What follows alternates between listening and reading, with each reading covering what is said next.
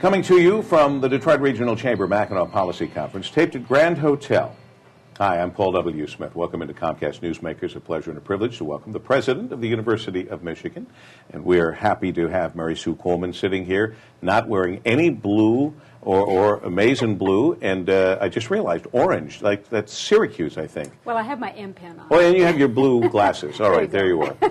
You're getting along so well with Michigan State and with Wayne State and in the university corridor, the research corridor, that I was thinking, well, let's just individually talk about our schools, although I know that you're 4 years ago it started and kind of started up on this island, and it's been fabulous for the great state of Michigan. It has, and it's been very exciting. We're putting out a report today on the information technology field and communications and the impact on jobs in Michigan, and we're trying to show people that there is a tremendous asset here.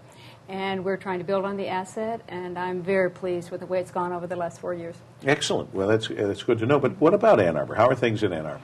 Well, you know, we've had record applications this fall, and for this fall, and our class looks like it's the best prepared ever academically, and we're very excited about them. I don't know anything about the numbers other than that it just seems as if you every year have way more people applying than you can possibly get into the school. I mean, you can't handle all the people who want to. We are very blessed that people want to come to Michigan, and we try to provide them the best quality education we possibly can. This is at the top of our agenda always, and I'm very pleased that even during these tough budget times that we've been able to keep the quality high, and people see the value that they get for the money that they expend. Customer satisfaction, if you want to call our students customers, is extremely high. They feel a value. We survey them after they leave the university. We survey them 5 years later.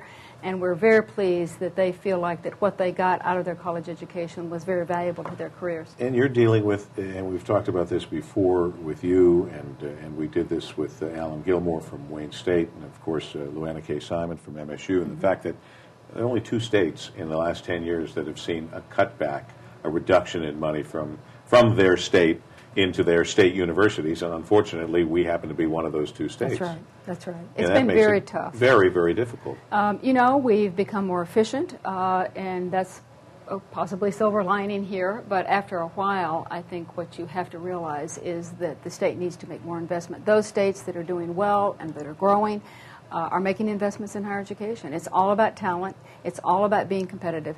And what we want the state to see is it's got a huge asset in its higher education. And so we're hoping that as things turn around in the state, there'll be more opportunity to bring more money back to these universities. And I would think that one of your prized graduates, one of the folks who did very well in your school, and I'm not talking about me, I'm talking about the governor, he's the guy who has to make the tough decisions about cutbacks. And I suspect that there's nothing that would make him happier than bringing the money back to the universities.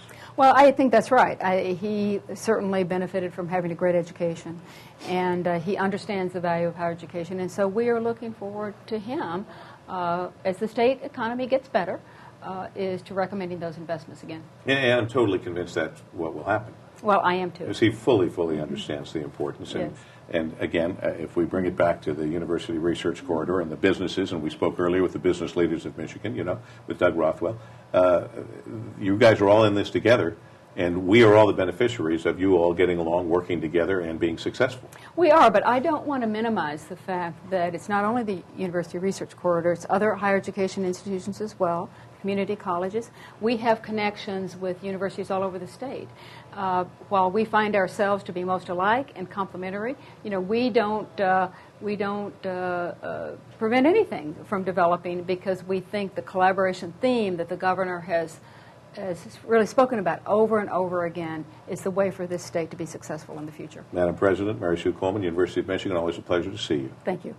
Until next time on Comcast Newsmakers, regards, Paul W. Smith.